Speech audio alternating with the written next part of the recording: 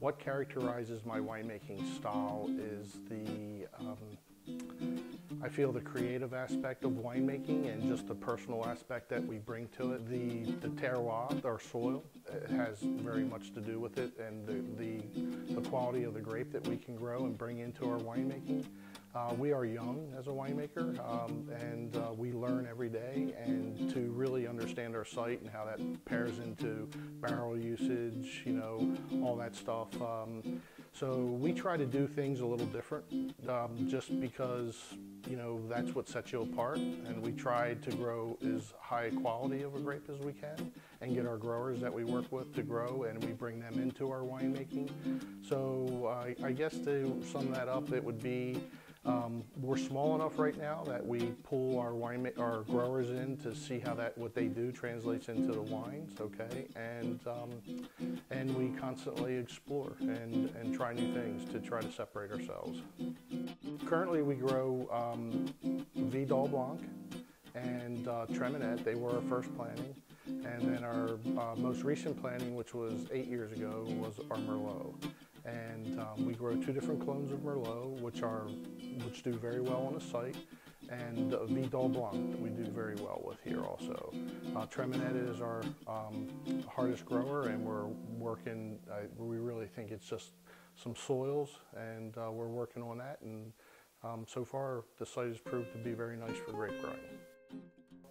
I would have to say that the best wine that I've ever tasted is going to be a hard one for me to answer, okay? Because really what I pay more attention to is just the different flavors that come across the palate when you physically taste the wine. And I've tasted a lot of nice ones, okay?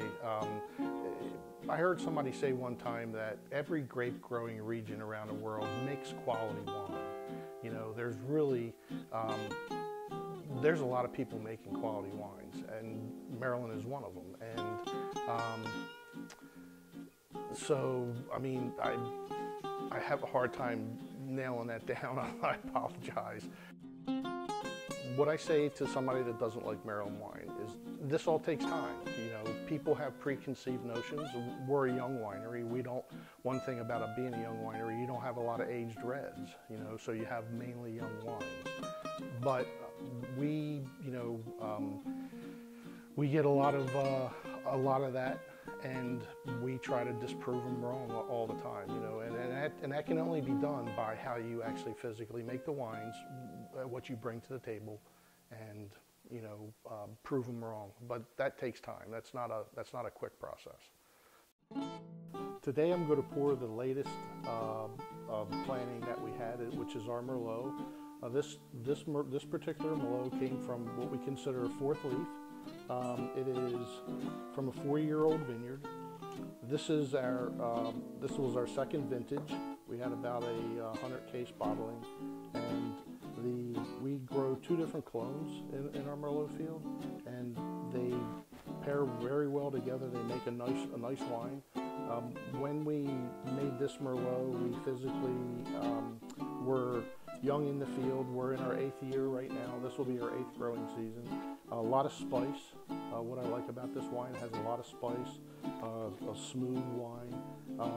We do very well with our Merlot here, and it sells very well.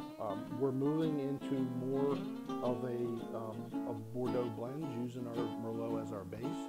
So this is a 2010. We haven't made a standalone Merlot as of yet. Since this vintage, we're more going along to doing blends of Crimson Moon, and we're getting ready to make another Maryland blend as a Merlot as a base, which hasn't been released yet. I am Hartford Vineyard. I am Maryland Wine.